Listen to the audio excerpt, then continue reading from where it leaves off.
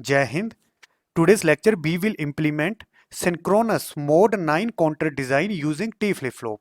In the case of mode 9 counter, outputs में total different 9 states मिलेंगी. That is from 0 to 8. How many flip-flop we have to require? अब class ये जो 8 है इसको minimum 4 bit binary से represent कर सकते हैं. तो सिंपली 0 से लेके 8 डेसिमल डिजिट्स को बाइनरी में 4 बिट से रिप्रेजेंट करेंगे. So we will use 4 T flip-flop. There is also another technique. In the case of counter, value of capital N should be less than equal to 2 to the power N. Here capital N is the total different outputs of counter. In the case of mode 9 counter, the value of N is 9. Should be less than equal to 2 to the power N. N is number of flip-flops. Here capital N is the actual state of counter. And 2 to the power n is the maximum possible state of the counter, and n is the number of flip-flops. For n is equal to 4, class ये condition satisfy होगी. 2 to the power 4 16, 16 9 से बड़ा होता है, तो simply we have to use 4 T flip-flop. This is a state diagram. 0 से 8 decimal digits को हमने 4 बिट बाइनरी से रिप्रेजेंट किया है, तो यहाँ पर हमने 9 स्टेट्स लिख ली हैं. For example this is a present state. जैसे ही नेक्स्ट क्लॉक अप्लाई करेंगे नेक्स्ट स्टेट 0001 मिलेगी. अब यही next state as a present state operate करेगी. फिर जैसे ही नेक्स्ट क्लॉक अप्लाई करेंगे ये नेक्स्ट स्टेट मिलेगी. अब यही next state as a present state operate करेगी. फिर जैसे ही नेक्स्ट क्लॉक अप्लाई करेंगे ये नेक्स्ट स्टेट मिलेगी. तरह से प्रोसेस आगे चलता है. अब लास्ट में this is a present state. फिर जैसे ही नेक्स्ट क्लॉक अप्लाई करेंगे नेक्स्ट स्टेट ये मिलेगी. अब क्लास इसके आगे प्रोसेस रिपीट हो रहा है. The output of flip flop is called state. Flip flop की आउटपुट को स्टेट बोला जाता है. And there are two type of state. One is present state and second one is next state. Counter is a combination of different flip flops. What is the meaning of state in the case of counter? Combination of output of different flip-flop is known as state of the counter. Now I will construct state table. Of class, here state is represented with 4 binary bits. So simply B will use 4 T flip-flop. For example, this is a present state. ये जो 0 है this is a Q4. ये जो 0 है this is a Q3. ये जो 0 है this is a Q2. और ये जो 1 है this is a Q1. In actual Q4, Q3, Q2 and Q1 are the outputs of 4 flip-flops. फिर जैसे नेक्स्ट क्लॉक अप्लाई करेंगे you will get this output which is next state, that is Q4 plus Q3 plus Q2 plus Q1 plus. फिर जैसे ही next clock apply करेंगे अब ये जो नेक्स्ट स्टेट है it will work as a present state. अब जो नई आउटपुट मिलेगी it will be next state. State table is consisting of present state, next state and required excitation. अब क्लास ये प्रेजेंट स्टेट और जो नेक्स्ट स्टेट की वैल्यू है वो हमने स्टेट डायग्राम से लिखनी होती हैं. For example this is a present state. फिर जैसे नेक्स्ट क्लॉक अप्लाई करेंगे नेक्स्ट स्टेट ये मिलेगी, डेट इज दिस वन. अब यही next state as a present state operate करेगी. फिर जैसे नेक्स्ट क्लॉक अप्लाई करेंगे you will get this as a next state. अब यही next state as a present state operate करेगी. फिर जैसे नेक्स्ट क्लॉक अप्लाई करेंगे ये नेक्स्ट स्टेट आपको मिलेगी 0011 0011. अब यही next state as a present state operate करेगी. फिर जैसे नेक्स्ट क्लॉक अप्लाई करेंगे नेक्स्ट स्टेट 0100 मिलेगी, डेट इज दिस वन. इसी तरह से बाकी की वैल्यू आप लिखोगे. अब लास्ट में this is a present state, that is this one. जैसे नेक्स्ट क्लॉक अप्लाई करोगे ये नेक्स्ट स्टेट आपको मिलेगी. अब प्रोसेस रिपीट होगा. क्लास अब हम T4, T3, T2 and T1 के लिए प्रेजेंट इनपुट्स लिखेंगे. We will use excitation table of T flip flop. This is excitation table of T flip flop. Excitation table क्या बताता है? अगर मेरे पास T फ्लिप फ्लॉप की प्रेजेंट आउटपुट है Qn और जो नेक्स्ट आउटपुट चाहिए वो मैंने डिसाइड कर लिया है कि मुझे कौन सी चाहिए, तो उस केस के लिए T में मुझे प्रेजेंट में कौन सी इनपुट वैल्यू अप्लाई करनी है इसको एग्जिटेशन टेबल से देखते हैं. फॉर एग्जांपल प्रेजेंट स्टेट 0 है, नेक्स्ट स्टेट मुझे 1 चाहिए, तो T में प्रेजेंट इनपुट 1 अप्लाई करेंगे. अब class Q4 is the output of T4 flip flop. Present state 0 है, नेक्स्ट स्टेट 0 चाहिए तो T में प्रेजेंट इनपुट 0 अप्लाई करेंगे। Present state 0, next state 0, T4 में प्रेजेंट इनपुट 0 अप्लाई करेंगे। फॉर 0 0 0, इसी तरह से फॉर 0 1 T में प्रेजेंट इनपुट 1 अप्लाई करेंगे। In same way Q3 is the output of T3 flip flop. Present state 0, next state 0 चाहिए तो T में प्रेजेंट इनपुट 0 अप्लाई करेंगे। प्रेजेंट स्टेट 1, नेक्स्ट स्टेट 1 चाहिए तो उस केस में T में प्रेजेंट इनपुट 0 अप्लाई करेंगे। प्रेजेंट स्टेट 1, नेक्स्ट स्टेट 0 चाहिए तो T में प्रेजेंट इनपुट 1 अप्लाई करेंगे। In same way Q2 is the output of T2 flip flop.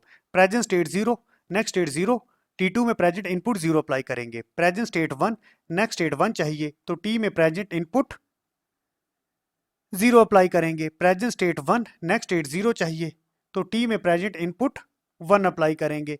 Present state 0, next state 0 तो उस केस में T में प्रेजेंट इनपुट 0 अप्लाई करेंगे। अब क्लास T1 के लिए मैं प्रेजेंट इनपुट्स लिखूंगा। प्रेजेंट स्टेट 0, नेक्स्ट स्टेट 1 चाहिए तो उस केस में T में प्रेजेंट इनपुट 1 अप्लाई करेंगे। Again present state 1, next state 0 चाहिए तो उस केस में T1 में प्रेजेंट इनपुट 1 अप्लाई करेंगे। प्रेजेंट स्टेट 1, नेक्स्ट स्टेट 0 चाहिए तो T में प्रेजेंट इनपुट 1 अप्लाई करेंगे। इसी तरह से प्रेजेंट स्टेट 0, नेक्स्ट स्टेट 1 चाहिए तो T में प्रेजेंट इनपुट 1 अप्लाई करेंगे। Now we will write logical expression for these inputs.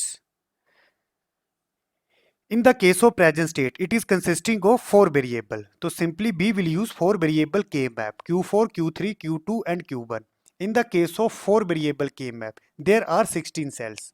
और ये जो नंबरिंग है ये नंबरिंग मिन टर्म्स को बताएगी।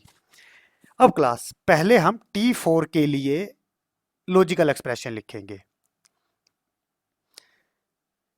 These are the decimal values for corresponding these binary inputs.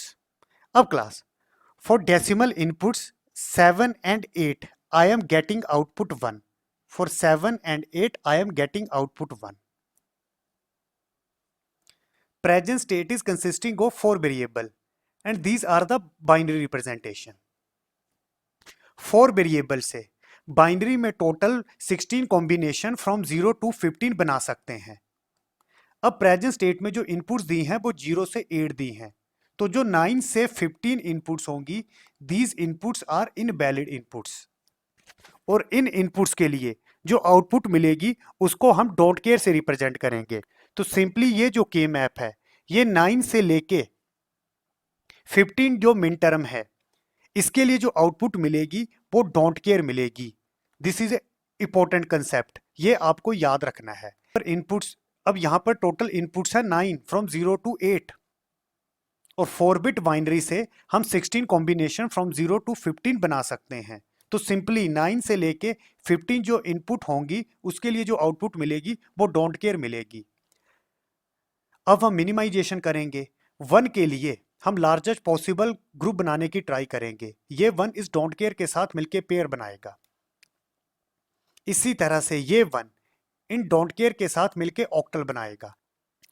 पहले मैं स्पेयर के लिए लॉजिकल एक्सप्रेशन लिखूंगा। स्पेयर के लिए 1 1 कांस्टेंट है दैट इज Q3। इसी तरह से स्पेयर के लिए 1 1 कांस्टेंट है that is Q2 Q1 plus octal के लिए आंसर लिखेंगे। ऑक्टल के लिए 1 1 कांस्टेंट है that is Q4। This is logical expression for T4। अब क्लास T3 के लिए लॉजिकल एक्सप्रेशन लिखेंगे। इन the case of T3 for decimal input 3 and 7 I am getting output 1। अब क्लास जो रिमेनिंग इनवैलिड इनपुट्स हैं दैट इज फ्रॉम 9 to 15 उसके लिए जो आउटपुट मिलेगी वो होगी डोंट केयर।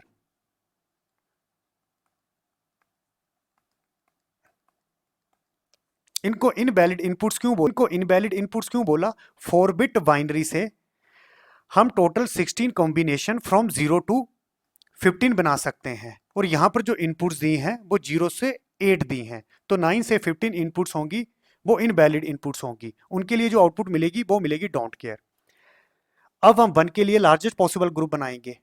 क्लास इस तरह से क्वाड बनेगा। इसके लिए आंसर लिखेंगे। इस क्वाड के लिए 1 1 कांस्टेंट है और इस 1 1 को लिखेंगे Q2 Q1।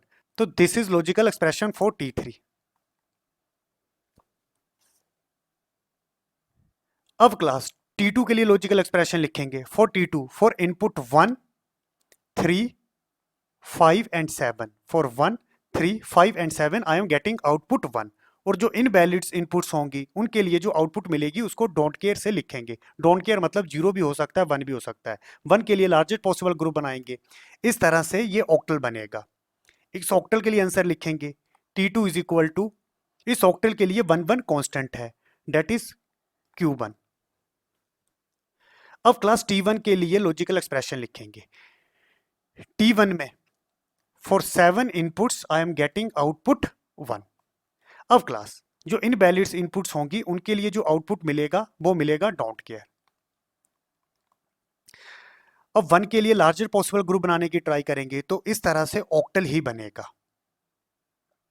इसके लिए आंसर लिखेंगे। इस ऑक्टल के लिए 0 0 कांस्टेंट है, दैट इज Q4 बार। तो simply T1 is equal to Q4 bar. These are the logical expression which I calculated. I will implement logical connection. Here I am using 4 T flip-flop, T1, T2, T3, T4. अब class this is a sequence based synchronous counter. आप इन flip flops की position change कर सकते हो, output में कोई change नहीं आएगा। जैसे इस केस में T1 फ्लिप फ्लॉप आप यहां भी यूज कर सकते हो, उस केस में T2 यहां पर यूज करोगे, T3 यहां पर यूज करोगे, T4 यहां पर यूज करोगे।